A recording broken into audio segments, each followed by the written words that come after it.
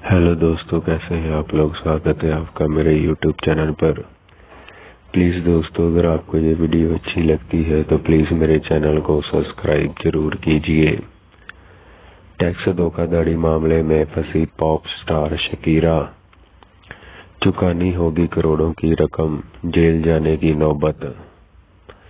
Shakira पर tax चोरी के लगे ये आरोप साल 2012 से लेकर 2014 के बीच के हैं।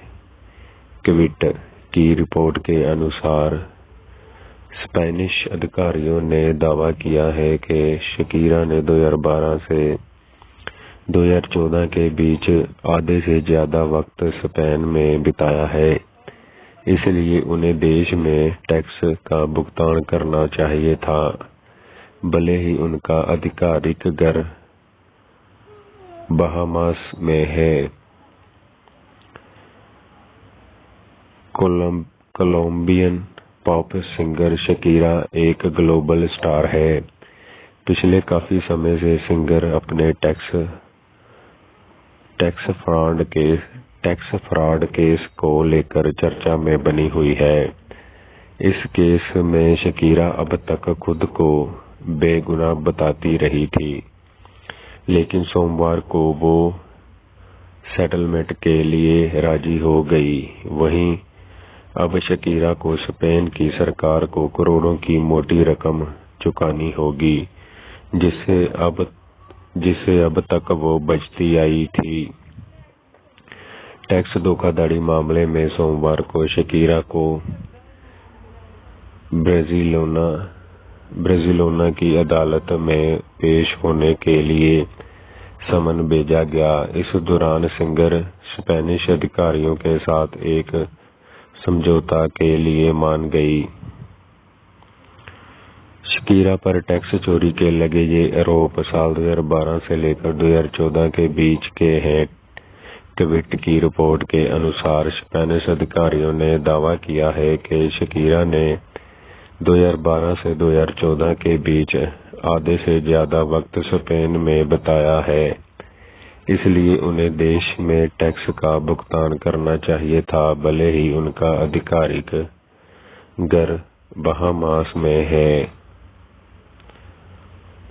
शकीरा और उनकी लीगल टीम अब तक इन आरोपों को झूठा बताती आ रही थी, लेकिन सोमवार को सिंगर जुर्माना भरने के लिए मान गई। एग्रीमेंट के अनुसार शकीरा को निलंबित 3 साल की जेल की सजा और लगभग 63 करोड़ 72,75,000 रुपए 7 मिलियन यूरो का जुर्माने की सजा मिली है। शकीरा को स्पेन की कोर्ट ने मोटी रकम चुकाने के लिए कहा है, लेकिन उनकी मुश्किलें और भी बढ़ सकती थी, क्योंकि सिंगर के खिलाफ इससे भी कड़ी सजा की मांग की जा रही थी। जुलाई में इस टैक्स फ्रॉड केस को लेकर स्पेन के सरकारी अधिकारियों ने कहा था कि वो शकीरा के खिलाफ 8 साल 2 महीने की जेल की सजा और लगभग 2 अरब 18 करोड़ रुपए 24 मिलियन यूरो के जुर्माने की मांग करेंगे। जुलाई 2022 में सरकारी अधिकारियों ने शकीरा को सेटलमेंट का ऑफर दिया था, लेकिन उन्होंने इसे ठुकरा दिया था। सिंगर ने कहा था कि वो बेकसूर है और उन्होंने फैसला कानून के हाथ में छोड़ दिया है। इससे पहले शकीरा ने ये भी कहा था कि उन्होंने अपना सारा बकाया पहले ही चुका दिया है। इसके अलावा उन्होंने अलग से 27 करोड़ 33,18,000 रुपए 3 मिलियन यूरो का ब्याज भी चुकाया है। तो दोस्तों, कैसी लगी आपको ये जानकारी, मुझे कमेंट में बताएं और प्लीज मेरे चैनल को सब्सक्राइब जरूर कीजिए। थैंक यू दोस्तों। हेलो दोस्तों, कैसे हैं आप लोग। स्वागत है आपका मेरे यूट्यूब चैनल पर।